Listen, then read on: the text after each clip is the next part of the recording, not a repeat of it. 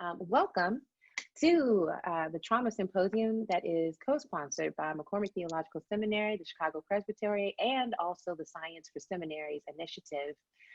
This morning or this afternoon, our topic is around financial trauma, fiscal trauma.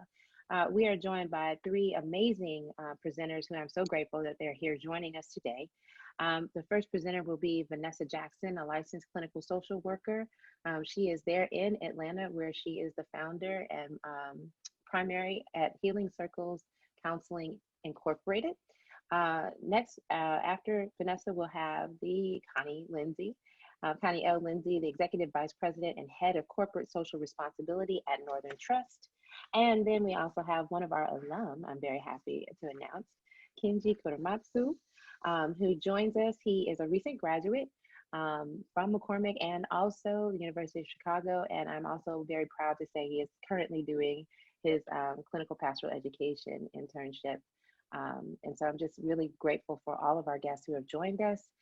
Vanessa, can you start us off by just helping us get clear about what is financial trauma, who experiences it, how does it show up, is shame a part of it? Bring us in. Okay, well, I want to just say, I want to have you do the slide in a minute, but I want to start out by describing something. The term, I first started using the term fiscal trauma in probably 2001 as I experienced it while sitting on the beach at Waikiki Beach, having gone to do a training. I realized that I was anxious and depressed and just in a panic and in such a way around money that I could not even think clearly. And what it occurred to me as I was sitting there and reminding myself, you are in fact sitting on a beach, as, oh, I need these people to pay me my check when I walk off the stage because I don't have money for my mortgage, and I have never not had money for my mortgage. I had been self-funding a research project on African-American history and really hadn't been tracking that if I was researching, I wasn't seeing clients. So I had encountered this crisis. And what I realized, and as you asked, was shame a part of it? Absolutely, which is why I think it took me so long to figure out what was going on. But in that, I always talk about my Waikiki Beach moment, is that I realized, oh, I'm depressed. This can be treated, and it's directly connected to the money, because there's sometimes money can treat problems. There's other ways money can't, but this is a situation where money can actually help treat the problem. And so it ends nicely. I did get to walk away with my check. I could go home, pay my mortgage. But what occurred to me is that if I grew up working class in the Midwest in Springfield, Illinois. So I wasn't used to tons of money, but I was also not used to not being able to pay my bills. And so that was a real crisis for me. And I thought, well, if I'm someone who's always been able to pay bills, and I know that I'm got a check coming, whether it's 30 days out, and I collapsed so fast. I think that was what shocked me. I collapsed so fast. What happens to people who have no reason to believe that that's going to get fixed in 30, 60, 90 days, or people who have never had the basic security, even from a working class perspective? And so it taught me that maybe there's something here. How do I take my own trauma and hopefully rework it to begin to have conversations with my clients? As I took it back to my clients, I just watched people collapse in relief, like, oh, thank you. There's a name for what I was feeling when I'm an adult who has to borrow from my child, or I can't buy a very basic birthday present, or my friends are going somewhere. It's not even an option because I'm sitting here trying to figure out how to pay my rent. And so, and that there's so much silence, and because we're so saturated with such, grotesque excess, it adds another layer of difficulty for people who are negotiating challenges around money. And so if you could put up the first slide, this is the description, the definition that I came up with, because I really did see it need to fall into the trauma framework, because that's how it feels for people. So this is my definition. It's an emotional, and I said spiritual consequences, because it really hits at the heart of who you think you are, of not having adequate financial resources to live your life in your preferred manner with assurance that you can meet your financial obligations. It can occur at all income levels. That's something that's really important. And when it's explored in clinical settings, people report so the anxiety and the depression can be part of what triggers you that there's something there. And we're not really trained. Kenji, I know as a social work student and also as a pastoral counselor, we're not invited to be up in people's money business, right? And so, but if someone's got something going on and the depression is seated in this money business, we've got to get more comfortable asking, and people have to begin to get more comfortable sharing. Like, this is a big factor in my life right now, because it creates fear, anger, rage, a sense of worthlessness, low self-esteem. And the tricky thing is that it can persist even after the money flows, because there is that memory of the panic. And so even if people, especially if it's childhood stuff or earlier in your adulthood, and that person may have a steady salary, increasing, in fact, great wealth, and yet there's still a way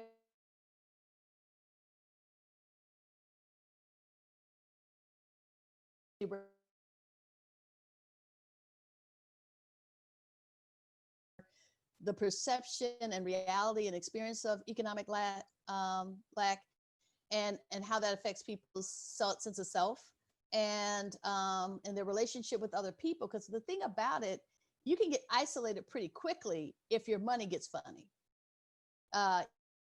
You can't go out, you can't do things, you're afraid to ask, you can't go to this party because I can't bring that.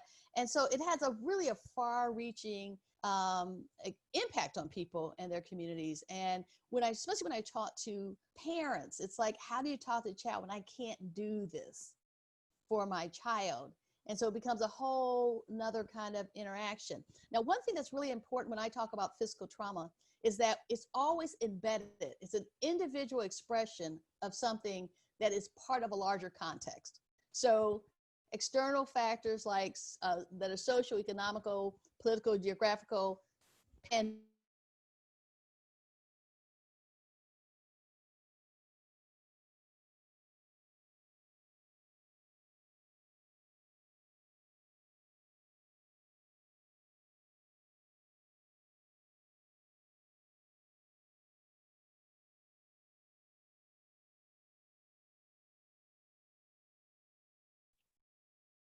Vanessa, are you there?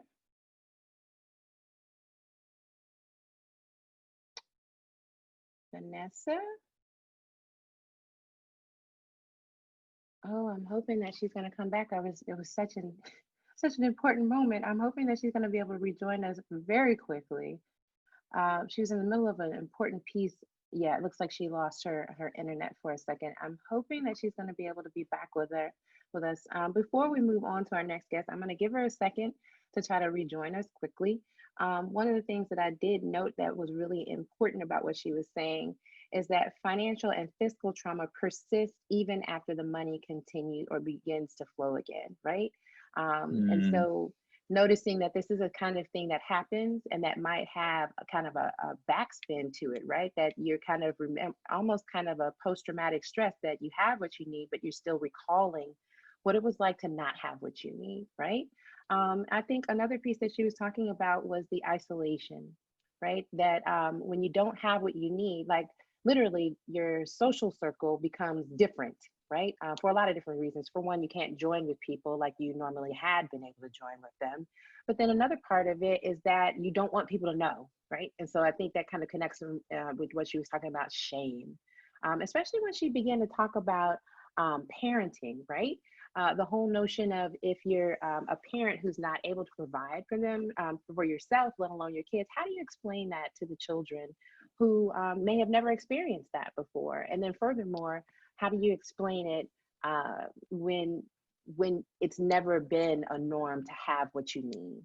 And so how do you kind of continue to support your children? And I think it kind of dovetails and becomes a flip-flop kind of thing where both things are happening. There's shame around what's happening, but then there's also this sense of not being able to talk about it. So that further enhances the isolation.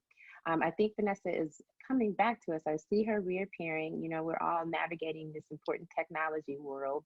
I think she'll be with us in just a second because I can see her. Are you doing? The sign of the cross, Kenji. Yes, very, very good. Thank you. Praying deeply and profoundly. My saying has become, Dr. Crumpton, blessed are the flexible, for they shall not be bent out of shape. Let us all embrace I love flexibility. you so. Yes, blessed are Amen. the The flexible, flexible, for they shall not be bent out of shape. they We're shall just not be gonna. bent out of shape. I think she's on her way. I can see her. She's Excellent. she's popping up. I think she's working through her sound. But I think another piece of what she was saying that is pretty critical is to recognize that the individual challenges that people are facing are part of a larger contextual experience, right? So if people, and I think I'm hoping that what she's going to explore is to kind of talk about how what it means to help people recognize that what they're feeling, they're not the only ones. And that also to be able to recognize that though they're feeling a sense of shame, which can make it feel like it's only your fault, to be able to connect it to a larger context where we recognize that there are significant financial challenges that are happening across not just the city or the state or even this country, but across the world. People are dealing with significant shifts in their financial circumstance. And so I think I'm hoping she's going to be able to join us. I see she's working on it. I'm getting some messages from her and I see her appearing, but she's working through it. Let's do this. Kenji, I feel like this might be a good place to bring you in because I was struck by what she said, talking about how to care for oneself or how to be a human being. Oh, there she is. She has reappeared. So we'll come to you in a second, but I want you to perhaps think about the piece that she was talking about where she mentioned about how shame can impact our sense of humanity. I think that may be an important piece for us to pick back up and from a faith perspective in particular. Vanessa, Absolutely. are you able to hear us? I see you. Can you hear us and can you unmute I can yourself? hear you. I can hear you. I'm so sorry. I don't know what point I got kicked off. I can give you the last thing that I know I wrote down that was really, we just did a little recap while we were talking, while we were waiting for you to rejoin us. I think the piece that you left off on is to recognize that an individual's struggle and challenge in this moment is part of a larger contextual challenge. Might be a good place for us to pick back up, and I'll pull your slide back up as well. Okay. So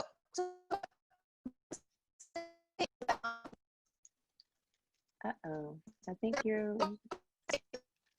Vanessa, we're still having some challenges with your sound. You're going in and out at the moment. Let's do this. Let's see if you turn I got a suggestion here. Let's see if you turn off your video. Will we be able to hear your audio better? Because sometimes that helps.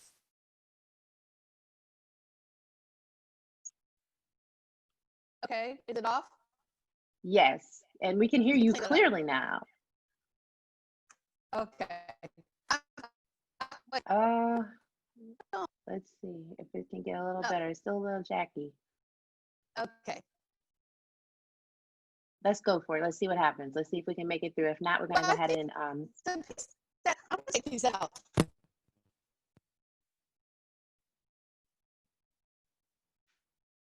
Vanessa. All right, we're still working through that. Kenji, let's go ahead and pick up on the piece that I asked you to kind of chime in with where she is, and we're going to try to get her back in. We're going to work this out. I think I may even send her a dial-in number to see if that may be an option as well. But go ahead, Kenji. Let's go ahead and move into your piece that you have to offer kind of some insight around looking at this from a faith-based spiritual perspective. Yeah, certainly. In fact, the piece, Dr. Crumpton, about shame that we heard Vanessa starting to talk about is something that figured prominently into some of what I'm hoping to share today in brief. If Vanessa can come back on, I'm happy to pause and we can hand it over. But one of the historical narratives that has been at the front of my mind, I'm too young myself to have remembered, lived through, survived some of these major crises that elders in our communities have remembered very, very strongly, thinking about the AIDS crisis and the government's lack of response, talking to grandparents or community elders about their experiences of living through world wars, or even interviews of folks who survived the 1918 pandemic. All of these situations in which it seems like fiscal trauma or financial trauma is being inflicted on a massive scale, and that it's being worsened by neglect and by predation, even sometimes from elected leaders and from the government. And particularly with this piece around shame that you mentioned, I thought a lot about my grandparents' stories and experiences of my family during World War II as Japanese Americans, and the ways in which they went through this experience that has some sort of terrible resonances with what is happening right now with COVID. And I want to just open by sharing a little bit about that, the impact that I think that level of trauma, including the financial trauma, has had in our community, and maybe also venture towards some ways that we as people of faith, or as the church, can offer some response. And we're familiar with the broad scopes of the Japanese American incarceration during World War II, I think, so I won't spend too much time on that. Other to mention that yesterday, as I was putting together these remarks, email landed in my inbox that a Wisconsin Supreme Court justice, and I see you nodding, Connie, nods of rage. In her argument to the court, I'm from Wisconsin, so yeah. Oh my gosh, okay. You didn't miss it. She argued that the restrictions around COVID and the stay-at-home orders were morally equivalent to, well, what we did to Japanese Americans during World War II, and that we needed to lift the restrictions just like it was unjust to, restrict movements of Japanese Americans during the Second World War. So, I share this history also because I think our ignorance of it only serves powerful interests and will not help us come to a deeper appreciation of things like financial trauma and the impact that it has on our communities. So again, just with the broad strokes of some of the incarceration history, following the attack on Pearl Harbor, more than in the months afterwards, 120,000 plus people were detained and brought into these concentration camps that the United States built throughout the interior of the country. And these camps were built very quickly. They were built very poorly. And, the stories that family members have told me about their experiences, this is now my grandparents' generation in the camps, there was always some talk of, we all lived really close together and infectious disease could spread quite easily. But I don't think it was ever really until COVID that I understood a little more of how terrifying it must have been to be in such close quarters with no public sanitation equipment available, no protective equipment certainly, and to be subjected to those circumstances. I think as we look at folks who are in institutions that we as a society have created today to allow us to forget about or exploit others in our human community, prisons, jails, nursing homes, immigrant detention centers, the similar vulnerabilities under COVID are, I think, frightening. Just to zoom in a little more on the way to the financial traumatic impacts of this to a family level, the stories that I remember my, say, uncles and great uncles and aunts telling me about their experiences in camp, or maybe not even telling me, but just talking at family parties when I was a kid and sort of overhearing. And Vanessa, I see you're back on. I'm just talking a little bit about Japanese American history and picking up on the kind of shame piece that you mentioned, but happy to jump back over at any time. The thing that I remember a lot of my family members saying, the one line that seemed to punctuate all of their stories about camp was the three words, "We lost everything. We lost everything." They would say it with either a kind of resignation or just an exasperation. We lost everything. And as a child, I heard that literally. We lost homes, farms, businesses, all of our resources, pets, relationships, but all of the financial capital that they had scraped out for themselves was lost. But as I was thinking about that phrase for today, we lost everything, I think in light of our topic, it just hit me on a little bit of a deeper level how this loss of financial stability and resources that Vanessa was pointing out, how deeply that's tied into our own image of self, communities, families, that the loss of those financial resources actually caused a really deep kind of wound to the soul. The kind of injury that I think scholars like Dr. Crumpton are asking us to take seriously when we think about the traumatic impacts of what it means to live with this kind of wound and with this kind of shame. You know, the final thing I'll just share before maybe pausing and seeing if Vanessa would want to pick back up is this shame led to a lot of silence in our families and in our communities. And even though more than 100,000 people went through a similar experience of disenfranchisement, but a few of the characters throughout the history of the US, many of our ancestors that went through experiences of tremendous loss and violence. So many of the survivors of the camps felt like they were at fault, felt like they were the only ones, and felt like they could not talk about what had happened to them because this went down into a deep kind of violation of their self, of their sovereignty.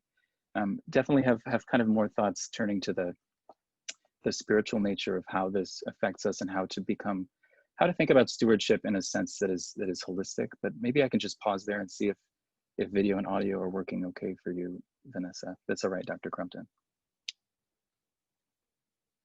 You hear me? Can you Yes. hear me? Okay, so let's just keep it without the video. I can't know if you see me or not. So I'm just so moved by what you talked about, because I think that sense about it provides a historical context for I lost everything. And I think that so many folks, especially marginalized communities, have had a history of losing everything. And that is a sort of a foundational piece that also has to be reworked. So when we talk about the larger context, it isn't just what's happening right now and whether or not I have money to buy food for this week. It's the ongoing story of struggle and lack that it's hard not to be discouraged by, but at the same time is about thinking about our survival strategies.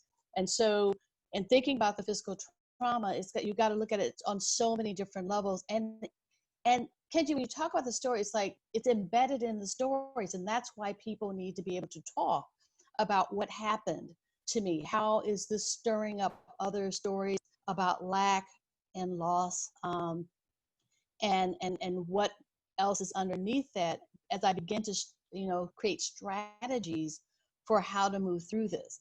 And some of the strategies are embedded in some historical stories, is the beautiful part of it. And so I think in this time of like this economic meltdown, the economy wasn't working for huge swaths of people anyway. So I think when we want to romanticize that, and when people look at the difference between people talking about the stock market and how that plays out on Main Street, is that it's almost unreal. So when we think about sort of what is enough and what is prosperity, that's what I like to invite people into conversations about, is what is I was thinking last night, and I thought, what's your heart capital? The kind of connection, mutual support, love, sense of worth that's also going to factor in when you can't have money. And I've been telling my clients for the last literally 5 years that there will not be things called jobs soon. I didn't think it would be this soon. And so you're going to have to figure out how to get food, clothing, shelter, love, and meaning. Because that's the other thing that money gets us, is love and meaning. And so the food, clothing, shelter can be addressed in many ways, but that sense, especially of meaning and worth, and a sense of worthiness to have love, are the more complicated things. And I think there's this opportunity for all of us to kind of get reoriented, even as we provide the basic survival things for people. But that means we got to pull back and invite and create circles of conversations that are really, really hard, because even we all have family stories, and it's, Kenji talks about this, is that how long was the story there before you heard it? Because there's always the protection of the kids, and let's move on from this. And so I think in some ways, if we have to have the courage to go back to those older stories. One of the stories in my family is that my great-great-grandmother was purchased from slavery for $15 by her father, which was a gift, but her older brother, who was more expensive, had to wait until emancipation to get free. And so that's a family story that has a wound in it about what it means not to have enough money to get somebody safe. And that even without knowing that story for a long time, there was an air of anxiety about the dangers of not having enough because of the vulnerability. So there is a practical real, it's not just perception, there's a practical issue around that. And then there is the larger part around what meaning does it have to me? And once I get my basic needs met, what's my emergency number of enoughness and my thriving amount of enoughness? And I tend to talk in terms of resources less than even money, because there are ways to get things that you need. Money is a medium of exchange. So, but trying to think about what would be enough to have me feel safe, to feel like I can engage and to calm the fear, depression, anger, and rage. And there are times when, in fact, cash money can help that.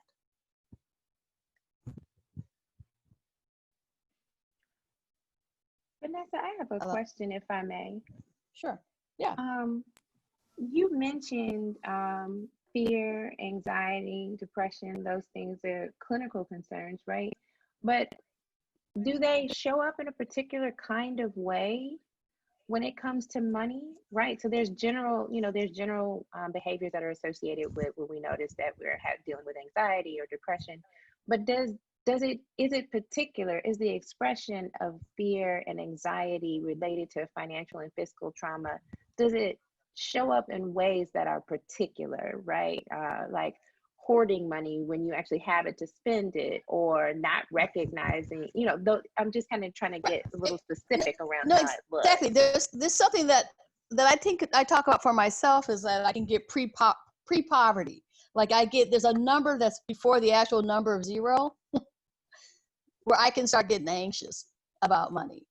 And I think that oftentimes it shows up people being afraid, or sometimes the flip side of that is being like, as one woman described it one time in a research project, ball till you fall, because you just never know what you're going to have. And so why deprive yourself of a moment of happiness, because you're pretty sure that experience of lack is going to come roaring back. So you might see it sort of manifest the anxiety at two very different ends of the spectrum, either holding on to everything for fear of not having enough, which means that money brings you absolutely no joy. And I see people with lots of money who do that all the time. And then the other part is sort of like spending in ways that are sort of self-sabotaging, because you understand that I only have this moment of potential happiness because I'm pretty sure that I'm going to go back to that place of struggle. And then the other part of it, like I said before, is that the people might end up starting to remove themselves from experiences because they can't afford to participate and don't know how quite to say. Is like, yeah, that'd be lovely to go for that dinner, that birthday thing, and split this check, but I don't really have it like that. And to me, being able to have a more honest conversations about when we don't have it like that, and then begin to explore what are some other ways that we can have this common experience that don't involve me going into debt for a dinner. So I just think, and then anger, like people get mad. I mean, I watched something happen unfold on my block a couple of months ago, where a guy that's under a lot of financial pressure just went into a rage at a person who happens to own 2 houses on the block. And he's feeling like, I can't make payment on the one that I have, and decided that this guy was a target of all of his misery and just went off. And the rage was so out of control and sparked so fast, it took me a minute to realize what was at the heart of it. It was a class battle playing out on my street. All premised on one person's profound sense of worthlessness and helplessness around his own financial situation. A class battle playing out on the street. I'm going to need to come back to that in a minute. Okay. Because that's so profound. That's so profound. A class battle playing out on the street. Wow. I do want to ask one more question before we switch over to Connie. So a couple of things, the examples that you've given have been really helpful, because I remember I have had those experiences where you start to isolate because you don't have what the financial means to participate, right? Mm-hmm. And those things are usually like, if people are like, let's go out to dinner, and you don't want to be the one who, because sometimes it's a thing where people are like, well, let's go out to dinner, and then like people order, and then they're like, when the check comes there, people are like, well, let's just divide it amongst ourselves. And you're like, I had a salad, you have 5 drinks and a steak, like, that's a thing, right? I've been there, I know about that, right? And so that's a particular kind of isolation. But can we also talk about, and that's a particular, I will say, and from my experience, that's a particularly middle class isolation, right? What does isolation look like a little bit further left on the spectrum with folks who have never had enough, right? Where like going out to dinner is not a normal part of their lifestyle because it just wasn't, right? What does isolation look like for working class folk who are under specific kinds of strains right now, right? What is that? What can isolation and some of the behaviors look like in that kind of class area, fraction, the way that we've been divided up? Whatever you think, it might not be whether it's McDonald's. I can remember a time when the ice cream, I think they're still running. You come up, there was money to buy something as simple as a quarter or 50 cents and they're paying out $1 things. Whatever the experience is that people would have, I can't provide this thing. I'm always stunned when I start to figure out how much it costs for children to participate in school sports. And which was just amazing amount of money, and that for a parent not to be able to provide like this entree into this basic thing that would have such a profound impact on their child. I remember my mother telling me a story about she raised her youngest brother as so my uncle, he wanted to join the Boy Scouts, and she was like, I got 6 kids plus him, and and he wanted so badly that I had to figure out. And so after she died, I found a box of his badges, and he told me the story. He told me the story about how she struggled to figure out how to let him have that experience. Because she knew it was important, but it took something to make it happen. So I just think with everything, and sometimes it's like, I'd like to have things. Sometimes it's not much, a candy bar at the counter. So it's not so much the bigger social things, but or something fixed in the house.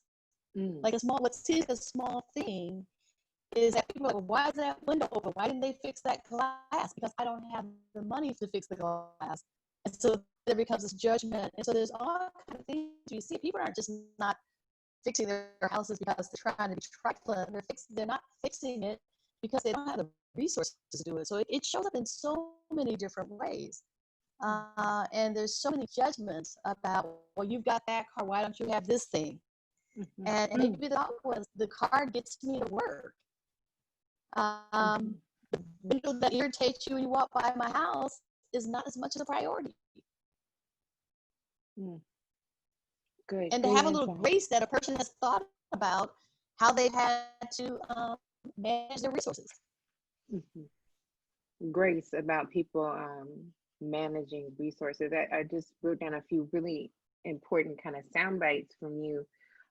Judgment versus being judgmental versus asking the question, are they able, right?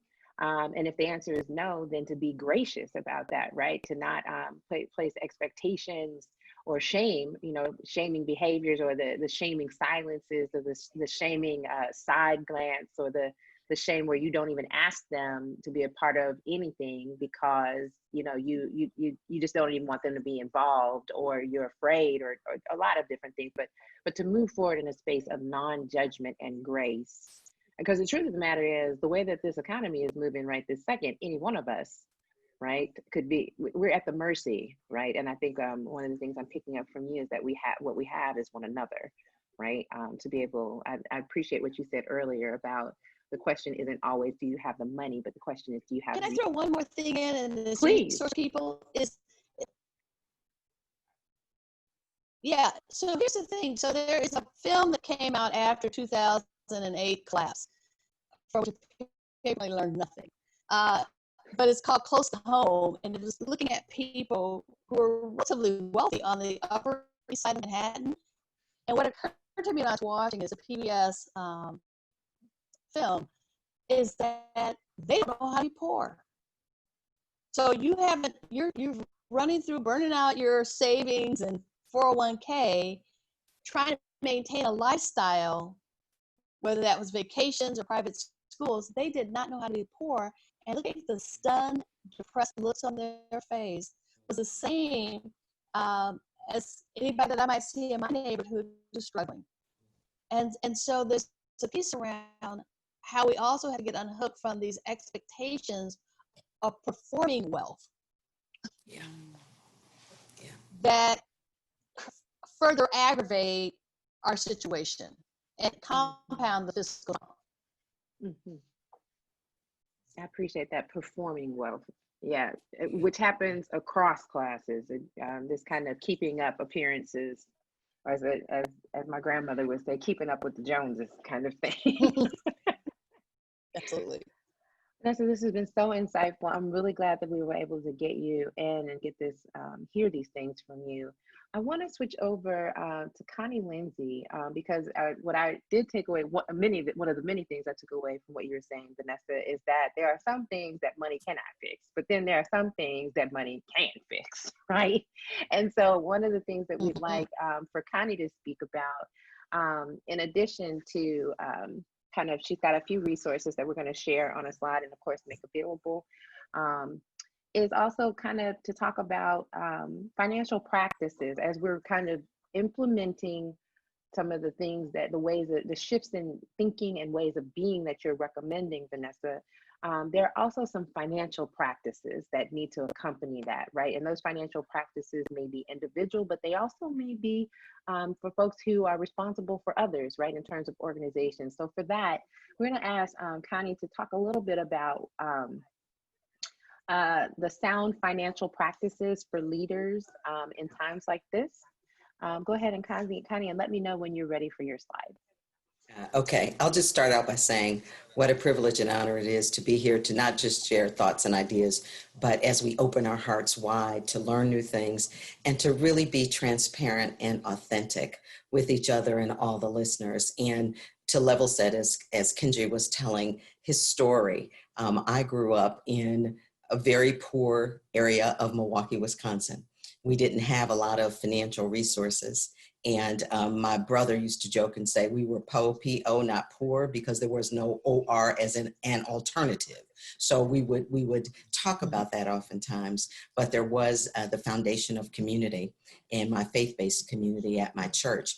And Vanessa, when you told the story about your relative wanting to be a Boy Scout, at one point in my career, I chaired the National Board of Girl Scouts of the USA for 6 years and served on the board for 9. And my story around that was, as a little girl, I desperately wanted to be a Girl Scout and my mother couldn't afford the uniform.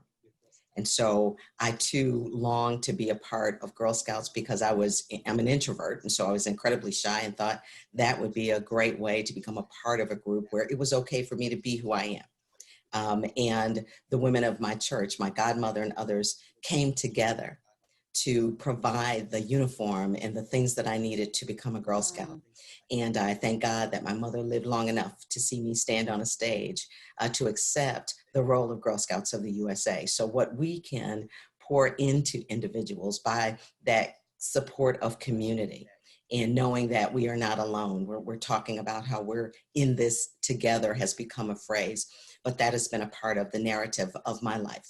And I think it so much has informed how I became the woman and the leader that I am. The whole notion of I am not in any part self-created. I'm not self-made.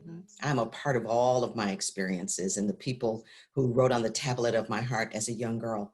My Girl Scout troop leader would always say to us, you matter, you are not what is the matter. And your zip code should never determine the places that you can go in the world. It is important as we think about the implications of money, our relationship with money. I tell my mentees all the time, net worth is not the same as self-worth. If that were true, then there would be happier people who, as Vanessa has said, have great and vast amounts of wealth. But how much is enough? And then what do you do, and how does that really make you feel, and what is the relationship? So in leading a lot of the nonprofit boards that I've had the privilege of leading and working on, it is the financial discipline. Now, understand that in my story, I understand what it means not to have a lot of money in growing up and how we look at those things. So it is important to think very clearly about how we manage the resources that we have, particularly when we are responsible for others and institutions that serve other people. How do we have the financial discipline to look at organizations, especially today, as things have shifted, even if it's fundraising? What is that fundraising going to look like now that everything's moved to a virtual scenario? What do we need to do to ensure that people who are marginalized and don't have access to technology? I'm having so many conversations where people are being invited even to worship services that require technology who may not have access to the technology to participate. So allow us to be flexible. I was joking earlier saying that, one of the things that I've heard someone say is, blessed are the flexible, for they shall not be bent out of shape. And so those of us who are called to and have the resources to support and to be present with those who need our assistance, to be flexible in our approach, that one size does not fit all, that as we are working with individuals in our various communities, it is not seeing the world as I am, but seeing the world as it is, and the way that I can then support others. There is research that is shown, McKinsey's done some work, the inordinate effect, and we've seen it on the news and other places, the inordinate negative impact that COVID-19 is having on communities of color.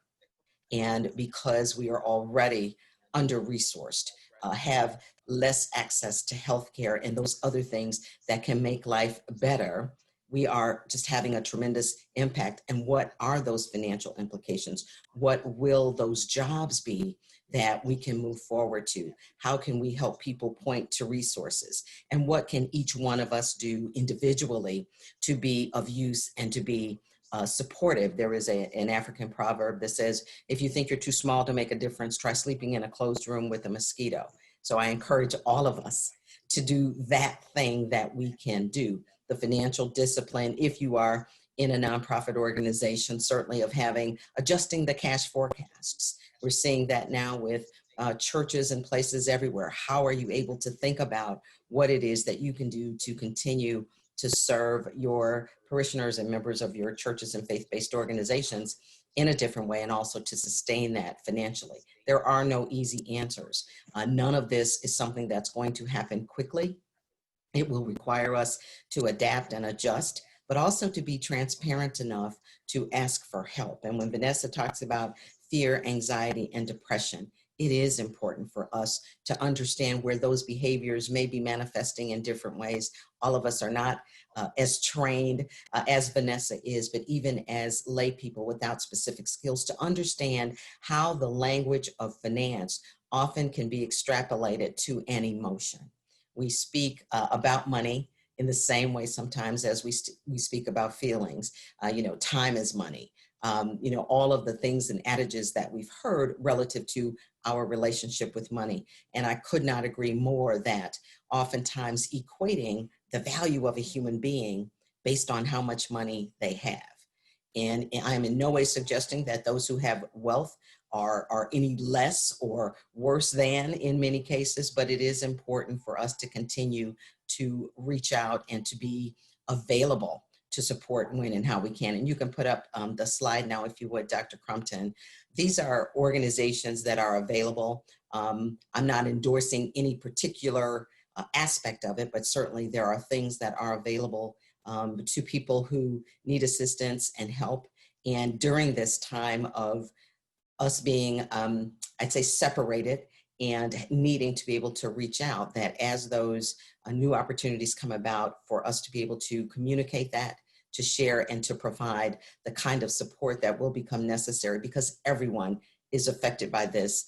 It's just that some of us in certain communities and areas are affected more, and certainly from a financial perspective. I'm going to stop there because these organizations that you have on the screen are but a few.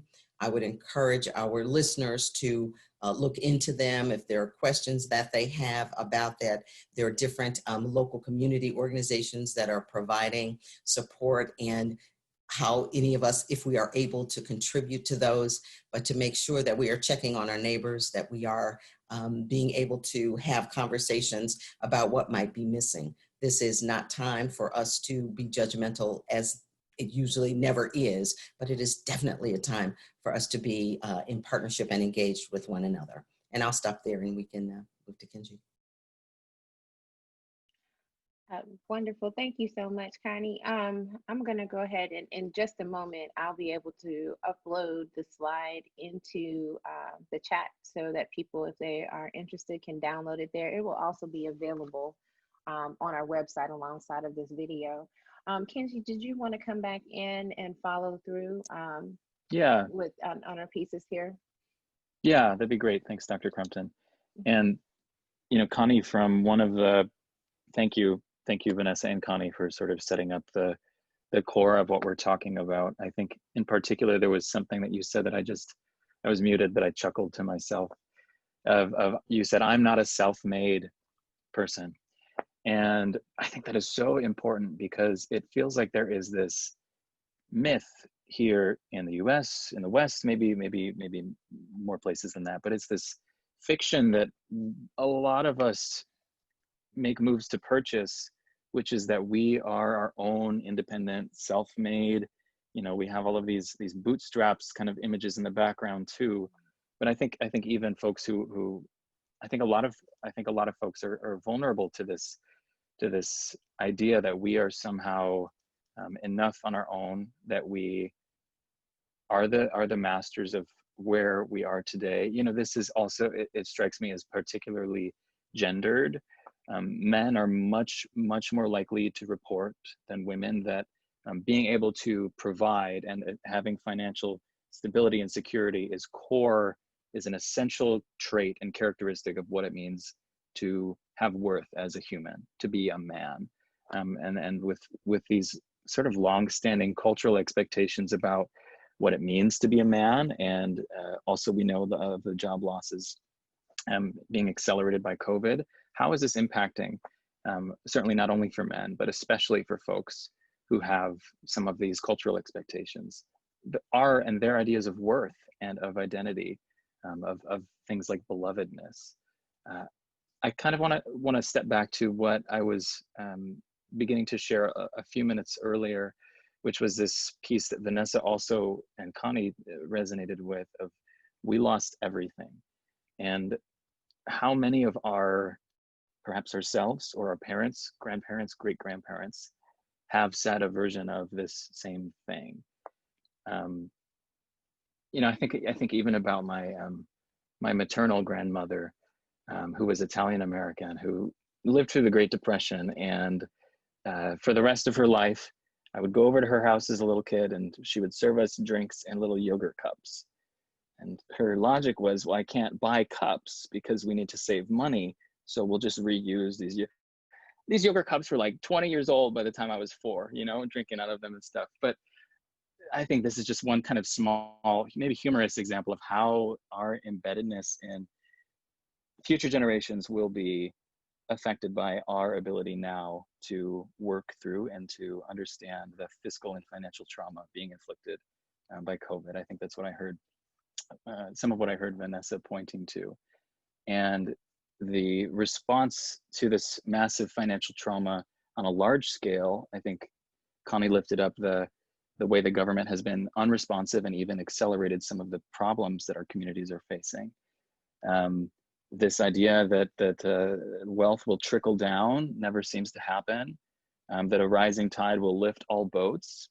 Instead, the poor, I think, are just drowning in all of this right now because of the incredible amount of contempt that we have as a society for folks who don't subscribe to the myth that they are independent, that they can achieve on their own, and for folks who are poor.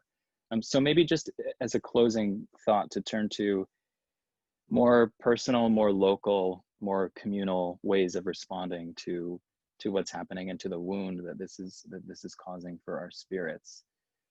The ways that our identities as siblings, as parents, as children, as grandchildren, as grandparents are being thrown into question by this, that our ways of making a living, as we say, have been totally compromised. You know, I started by sharing a little bit about the Japanese American community history, and I wanted to just share this final piece about the reparations movement that happened in the 1980s. The first successful campaign for reparations in US history, very complicated story, but in short, one of the most powerful moments from the redress and reparations movement that happened 40 years after the camps closed was when the US government finally agreed to create a public commission and allowed public testimonies to be given in cities throughout the US for survivors and their families to be able to give voice to what happened to them.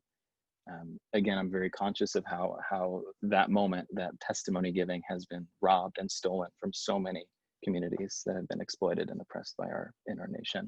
But one of the most powerful things that happened from those gatherings, there's a religion scholar named Jane Iwamura who calls them New Testaments for our community. And she says that in sharing the experiences, and she points to especially the older men, Issei and Nisei, first and second generation Japanese folks who went for decades, perhaps without speaking a word of what happened to their children, to their grandchildren. Vanessa mentioned protecting the children. There's a phrase in Japanese, kodomo no tame ni, which means for the sake of the children. For the sake of the children, we won't talk about what happened ever again. We will bottle it up, we will keep it in. And in the experience of sharing, how much healing, tears, how much freedom in embracing one another anew came into the community. I share that in the context of COVID today as a sense that I think webinars like this, perhaps small groups in your congregation, or just conversations with friends, are there places where you or your loved ones or folks that we're connected to can have the experience of sharing openly about, it may be in a clinical professional relationship as we heard, but it may also be among peers or colleagues, about what this is bringing up for everyone, how the financial trauma that is impacting us may tap into those deep, even ancestral wounds that I think a lot of us are bearing. And the Christian idea of stewardship, you know, I hear referenced a lot in the context of our finances. You know, on one end of the spectrum, I think Dave Ramsey has cornered the market on this kind of contempt for the poor idea that if your finances are not completely lined up, if you don't do Christian stewardship in the right way, you are failing as a person. But I think a broader way of thinking about stewardship is not only taking into account some of the wisdom that Connie is pointing us to about healthy financial management, but thinking about how we as human beings are more than the financial traumas that may be inflicted upon us, that there is a mystical, sacred, deeper moment that we can have into tapping into our fullest selves and viewing them as beloved of God, offering ourselves to each other, to the world. I know that is not an easy thing to do, particularly now in a moment when so many people are being harmed. The last thought I just wanted to share is a quote from Judith Butler, who was writing about September 11th some years ago, and she said that loss makes a tenuous we out of all of us. I think that's a lot of what we're experiencing right now, this fragile we. And I also thought about that quote in relation to some of the things that my family would say. We lost everything. And before, everything was the loudest word in that sentence. But sort of looking around and seeing it, how much is impacting all of our communities, I hear that word we a little bit louder, that tenuous we, and that we lost everything. And I'm hopeful that in looking around at our communities, we can lean into that we just a little more right now. It's really insightful and beautifully said. It paints an image in front of me. I can see what you're asking us to endeavor. And I think I'm really drawn in by the notion of the testimonies, the stories of our Mm, ancestors. And I think you rightly and importantly point out, right, to talk about what this brings up for us. And Vanessa, you talked about this too, the old stories that come up. Kenji, can you also say, do you have anything to offer about, in addition to the loss that came up, have you been able to either directly hear or to kind of notice around the edges the stories of how they also survived through it, right? Because my leaning is that not only do we experience the old stuff that was painful that came up, but there's also in there some survival, some mm, spiritual survival skills that is not just the pain that emerges, it's not just the loss, the tender reopened wound, but coming mm. alongside of that wound, are there also kind of spiritual notes that that come that are also being handed down? Are you aware of? Do you have a sense of those kinds of things that have also been a part of the narratives that have been emerging in your family around "we lost everything"? Ooh, that's a great question, Dr. Crumpton. I think two kind of quick stories come to mind. Um, and one is external to our family in a sense. So my grandmother's family was in Tulu Lake concentration camp in California, but she herself was not incarcerated because she was able to gain admission as a young woman to one of the 20% or so of colleges and universities that at the time allowed Japanese Americans to attend. It was actually a Quaker school in Kansas called Friends University that invited her to study at the time, saving her from the experience of being in camp.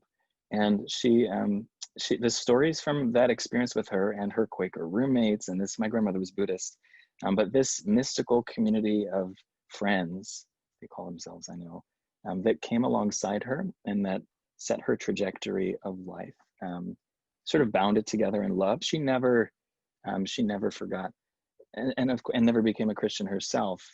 But I'm smiling. I have a Bible that her roommate gave her with her name engraved into it when she showed up to the college. The stories and the kindness that those folks showed to her at a time when people were not very kind, um, in that way, was something that impacted her for her whole life. Um, the other just quick thing I'm thinking about is the resilience piece that you tap into. My grandfather, after the war, moved to Chicago, to the Hyde Park neighborhood where a lot of Japanese Americans lived, and he became a summer camp director for the YMCA, sort of overseeing a campaign to try to desegregate this until then all-white summer camp. It was called Camp Channing in Western Michigan, and they were then trying to bring in Black and brown youth to this camp, and his work was sort of untangling this barbed wire of segregation in that space. And I don't think that sometimes I share like the stories that I heard about camp growing up were confusing because I didn't know if my family members were talking about my grandmother's family's experience or post-war, this summer camp that my grandfather was so proud of, creating this outdoor space, this bounded community, but now in a safe container and not in a chaotic, disorienting one. I think there were ways that these experiences tapped into them and stuck with them, but that they tried to work through them in service to others. Dr. That sounds Crumpton, if I could add on, and just Kenji, thank you for using one of my favorite words, which is resilience. I learned resilience from my mother and from the elders in my life. And one of the things from growing up that as I moved into my career and the different things that I've done was to learn to accept help. Because one of the narratives that flowed through my childhood was no one is coming. So as my mother was, doing what she needed to do to take care of us and the lack of financial resources, it was her doing it. And in my observation, her knitting together on a minimum wage salary, what she could to make a life for us. But she was always resilient. She had wonderful sayings about things. Whenever we would say things like, well, you know, Mom, if this had not happened, then this would have occurred. She would say this. Now listen carefully, because it's word soup that I think it was meant to stop us in our tracks. But if you think about it deeply, it resonates. She would say the following: F is a crooked letter, the G cannot straighten, and if a frog had wings, he wouldn't bump his behind when he hopped up and down on the ground. So those things that would divert the attention, but putting that notion of resilience, if nothing, you need to move forward. But I had to grow and came to grow and learn that it is okay to ask for help. And at some point we all need help, because not doing that, the trauma worsens, we internalize it. And a lot of manifestations come from that, both physical and emotional. But resilience is a key piece. We talk about it now when we look at leadership, right? You want leaders to be resilient, but that resilience is not the process of stuffing things down. It is the freedom of expressing what our needs are with the confidence that someone is coming, and that someone who is coming with grace and with love and with a desire to support in some way.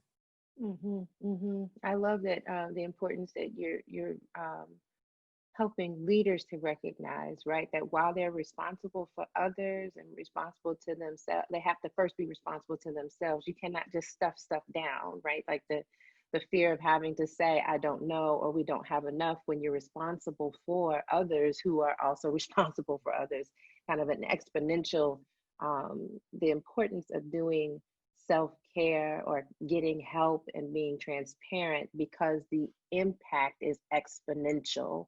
And I'm guessing that the shame can be exponential as well, right? Because you're not just shamed about what you can't do. You're shamed about what now your ability to not be able to do trickles down and impacts others. So it's really helpful insight piece there. Thank you. Thank you. Vanessa, there's a question in the chat that I think would be really good for you to chime in on. Yeah, I can see it. Yeah, one of the things that I do have a set of cards. If you go to my website, healingcircles.org, and I actually think the questions might actually be on, I have About Money page, what I think is called the Money Salon. But I created a group of deck of cards that are called Fiscal Trauma cards to actually facilitate discussion, because I think we're so terrible in this culture, having honest conversations about money. So to give people some prompts, including what are family values about money. Now, so the question that I have is, how do people get to open up with children so the healing can begin? My mama had a phrase that she used when we asked for money as a working class Black woman. And she'd look at us and say, do I look like I eat paper and shit money? So basically, from the time I was about 5, I had seen no evidence she could do that. So what it told me, though, it just created a lot of panic in me, because there was a sense of enough in my family, but that it cost me to get that. There was a connection between something she had to get and go to work to do this, so money didn't magically appear. So there was a way that I had to be conscious. Some of my handwriting is here today, but I used to set the kitchen table while mom checks out. From one of my earliest memories of sitting there and writing checks out. And the first thing was like, hey, I need to rob you to pay Paul. And so the article I wrote about physical trauma among no-wage earning was called Robbing You to Pay Paul, because it's like that capacity to figure out how to move scarce resources. The thing that I think can happen is that you can just begin to have conversations about, what does money mean? What are the kids' thoughts about it? They're watching all these things about money, and it's a financial literacy by what they're seeing out in the world. So if they're seeing people staying in line for expensive shoes, or people buying their 5th house. So you critique people staying in line for shoes, but don't talk about people hoarding billions of dollars. So these are opportunities that your child, when they think about money. When they get money gifted to them, how do you talk to them about it? So that's about like current money. The other piece is being able to say, these are hard times, but I've got you. That was something that was important for my parents, is that I didn't realize, I went through their papers after they died, how little money they made when I was a kid. Because it was some protection about what I could control, but there were also boundaries about what could not happen because the resources needed to be put somewhere else. So I think parents can have honest conversations about terrifying issues. You don't give them information they can't change, can't act on, but you can say, we can do that thing, but some of the things we can do that would be fun. It's going to cost us $50 a pop, like 6 flags. You're also teaching your child at that point how to self-entertain, because so much of our joy doesn't necessarily have to involve money. I think people are a lot about creativity, they can't get to some places. So my suggestion is just a conversation. Like, I just talk with money about, what do you think about money? It'll work out for young people about, like, you call money talks. I left the rest of the part of it off, but asking young people about what they thought, how much money they need to make, and it's like, and they're 15, 17, it's clear no one had ever had a real conversation with them about money and what it costs and what things cost. So you want to just help kids understand as they go along, and when there has been a crisis where I think we used to not happen anymore, I think honesty with reassurance that I got you. That's the important part. I got this, parents are in charge kind of conversations. But so that would be a way that I would think about that. Second, on my slides, there were some questions, and maybe we could just stick those questions in the chat so that it's just a way to have some conversations. I think it's also okay just to sit down and say, we're going to start talking about money. Everybody write their question down. We'll answer it as a family, but you can't go anywhere anyway. So the perfect time to have like involuntary conversations about money, because you want to know what they're thinking. And they're noticing, but they also, kids are like, I didn't know we were poor until I started other families. And it's like I went to private school and I realized, oh yeah, we're really poor. I didn't have experience of that in the home because life from that kind of stuff. And it gives an opportunity to define your family's values around money. So that's helpful. Okay, Vanessa, I'm putting the questions. I've done a little bit of a recap of some of the things that you said, because I think we're still having some challenges around your audio, but I did a little bit of a recap and put those things into the chat, as well as the two sets of questions that were also included in your slides. And everybody who's viewing, please remember that the actual PowerPoint, the full PowerPoint itself, will also be uploaded, so you can see all of the information that has been offered through slides from Vanessa as well as Connie. Thank you, Vanessa. Question for you. Connie, just as Vanessa offered some concrete questions for engagement, Connie, I have a question around, you mentioned the importance of being flexible in our approach. And at the same time, I'm aware that leaders are having to make decisions, right? They're having to make decisions. My question is, do you have some kind of touch points for people to keep in mind as they're trying to make decisions while everything is constantly changing, right? Like, so it's not, you can't give them directions, but are there some things that they can check in about as they're making financial decisions in the midst of everything being constantly changing? I think one of the things to remember is that the emotions that we feel, to honor that there are emotions associated with the decisions that we have to make, and to be able to honor that, not necessarily to get stuck in one place, but many of us are grieving certain things. We're grieving whatever that loss feels like for you, whether it's the actual physical loss of a loved one, a friend, or a relative. I have, since the pandemic began, had very close friends who've lost their mothers. So tomorrow I'll be attending a virtual funeral, and I won't be able to hug my girlfriend having lost my mother. I know what that whole feels like, as so many people do in losing a parent. And so let's acknowledge that we are feeling stuff, and those feelings are real for us.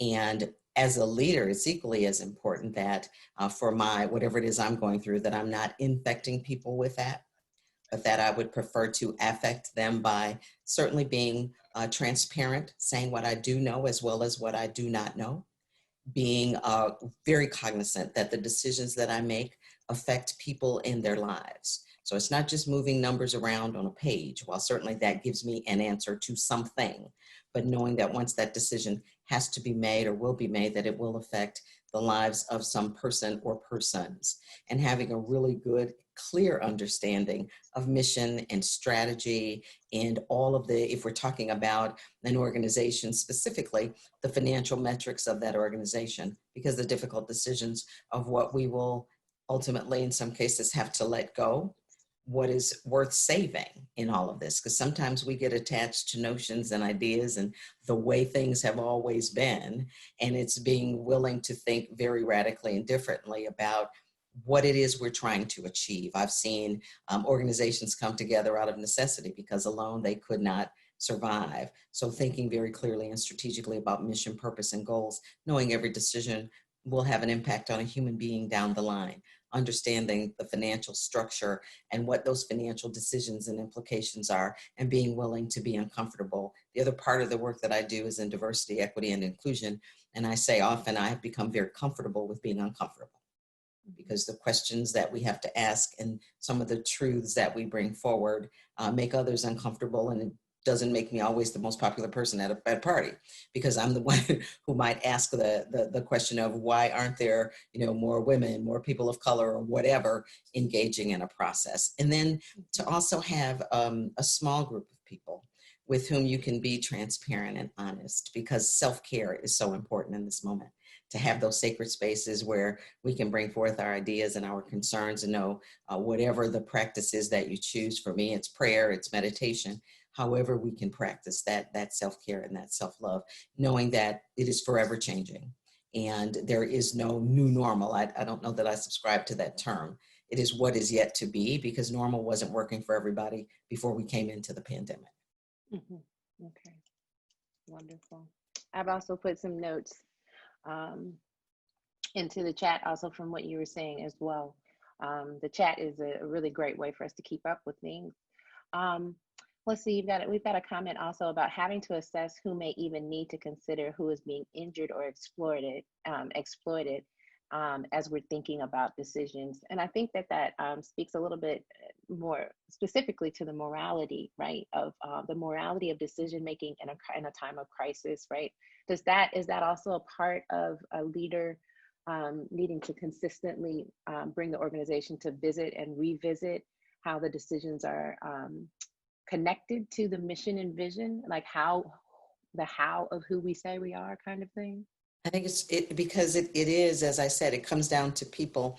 You've probably heard the stories about some children not wanting to participate in Zoom classes because they're ashamed of the place where they live, and they don't want people to see that. So for me, it is connecting to the decisions that we make, to the impact it will have on the lives of people. We can't certainly we can't give everybody what they want, but understanding clearly that if we make a decision to move in a certain direction, can we at least have the best and greatest impact on more people than just doing and making the decision that is comfortable or even perhaps the most profitable from an economic statement.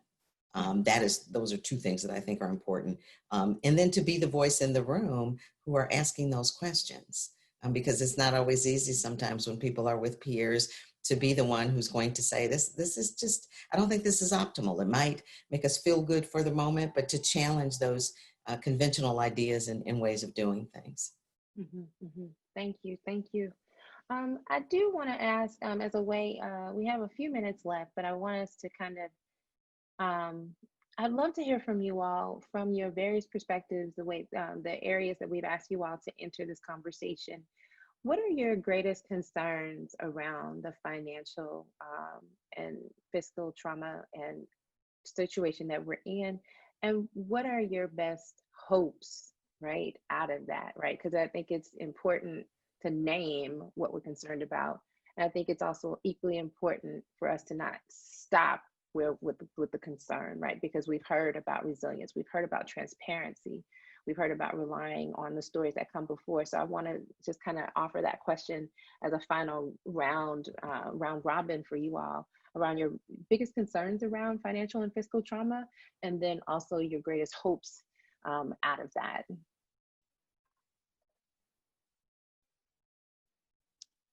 I'll go first. Can you hear me okay? I think so. If not, my fingers are quick. Really are. Okay. Okay. My biggest hope is that we'll come out with fewer people wanting millions and billions, instead of looking at more equitable distribution, and that we can imagine a different kind of capitalism for folks, a different kind of an economy that's humane, that's connected, that's community-based, while still being global.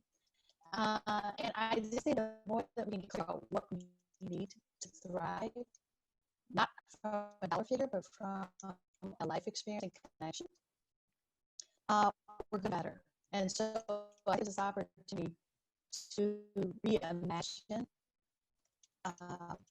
what prosperity means to each and every one of us, as well as for our nation.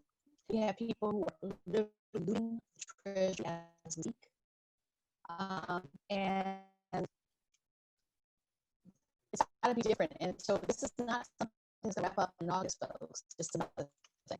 I know, I say all the time, something to say that that's okay, because we save ourselves, but we'll save ourselves by reimagining how we want to be our lives, and then look at other examples of how people have gotten through in the past, but also different ways of figuring community and family, so that everyone has the resources that they need. Okay.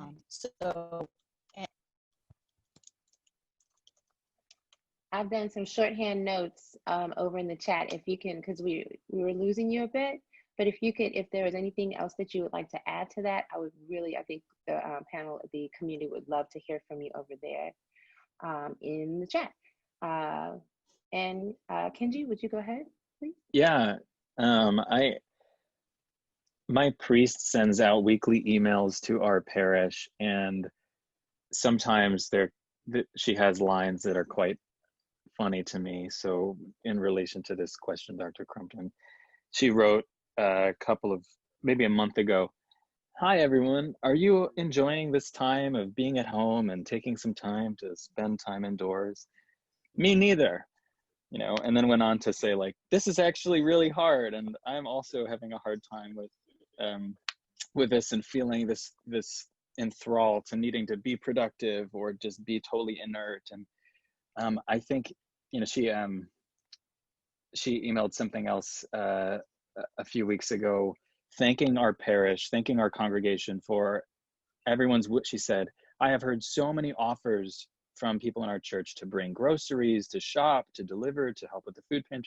She said, "But I haven't yet heard from even one person who is willing to accept the help." And I also kind of laughed at that and thought, that's just like us as churchy folk, right? Like, oh, like we will give, we will do, we will serve, but we also need so much right now. And I think that maybe is just what I would say to that question of the risk and the hope. The risk would be that we don't maintain the ability to be transparent with people that we are in covenant to community and relationship with about what we need and how much we need. And the hope is that we could still, from that theological place, that we could still be the body of Christ to each other, even when,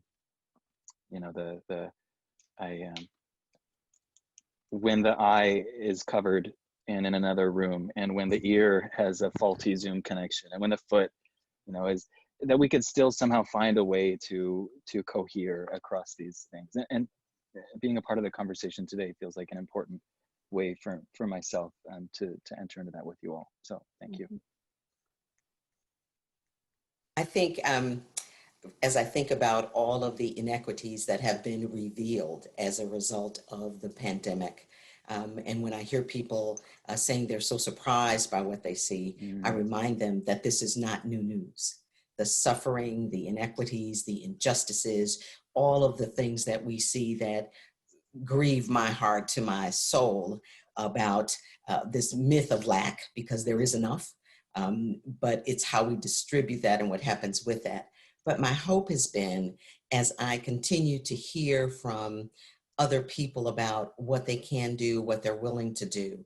I'm part of a community where we do sing on our balconies at night when the healthcare workers come home, but just the ways that I think God has shown up in so many ways that we might not know that that is what's happening. So my hope is that we will continue to have the kind of transparency to accept the help, to ask the difficult questions in places where we might have agency and those whom we are representing do not, that God would grant us the courage, conviction, and commitment to continue to push forward. This is a long-term issue that we're facing, but the lack and the inequities are not new. So my hope that we will be strengthened by venues like this or opportunities like this to come together, to know that I'm not the only one toiling away to make my small difference, my mosquito work that I can do in the world, and that we will continue this long beyond that so that we can support each other. Because I do believe there is goodness, there is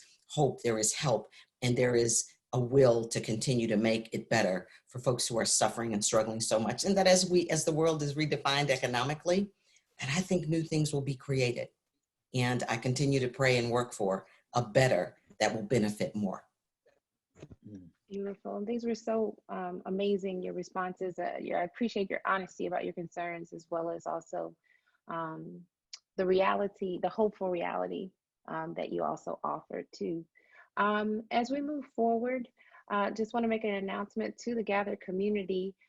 We have, I think I mentioned it at the beginning of the webinar, but I want to also reiterate it here. We will be doing these webinars for an entire full year. We've received support and the green light from McCormick Theological Seminary and the Chicago Presbytery to continue to do this work. And one of the things that we need from you is to also hear about some of the interesting things that you would love for us to take up during the Trauma Symposium. So please keep an eye out for an email that will come asking for your participation, perhaps in a survey around different topics. We'd love to hear from you. One of the things that I'm also picking up on that I've heard very clearly from you, Connie, from all of our guests, is the importance of recognizing this as a long-term circumstance, right? We're going to be in this for the long haul. Even if we do find cures or vaccines, the effects of what is happening are going to be long-term. And so with that in mind, our next our next webinar will happen on May the 21st at 12 p.m., which is the third Thursday. We have moved now from a weekly format to moving to the first and third Thursdays of the month. On May the 21st, we'll talk about food insecurity and communal care, right? Because what we recognize, and I think we've seen across, every once in a while, you'll see on the news some story that has video footage of people in lines blocks long, right? And that's on the block. That's not even including people who are in their cars who are lined up trying to get food. Food insecurity is a real situation as people are also dealing with the financial ramifications of what's happening. So next week, we're going to talk about, especially here in Chicago, what is kind of the psychological impact of today's food insecurity, but also recognizing that that food insecurity also lays on top of a historic legacy of food disparity, inequity, and insecurity, particularly in certain communities here in Chicago. And so what does that mean to recognize that food insecurity has a trauma legacy, to look at that and how it impacts how we think and behave. But then we're also going to be talking about some resources, some real places where people can go to get food, as well as also how organizations who are trying to figure out how they can help, how they can also participate in responding and meeting the needs of communities who need food resourcing. So that will be the third Thursday, May 21st of this month is when we will have that conversation about food insecurity and communal care. I want to thank each and every one of our participants for joining us in this community. Thank you so much. You all have been with us for weeks now, right? People have been joining us all through April. You have carried over into May. We're excited and thankful that you continue to be interested in what we have to offer. And we really want to hear from you about what your interests are. And I also want to thank our beautiful and amazing panelists today. They have taken time out to pour out and share what they have. We appreciate you. McCormick Theological Seminary and the Chicago Presbytery are very grateful for your participation, and we look forward to you all continuing to be partners in our work along this way. So thank you. Again, thank you so much to the gathered community. We'll see you on the third Thursday of this month, May 21st, to talk about food and the legacy of food insecurity, and also the possibilities for communal care. Everyone, please take care of yourselves and be transparent. Speak up about what you need. It's a tough time. And also speak up to let yourself be open to receive what you need to. Take care, be well. See you May 21st, food insecurity and communal care. Bye-bye.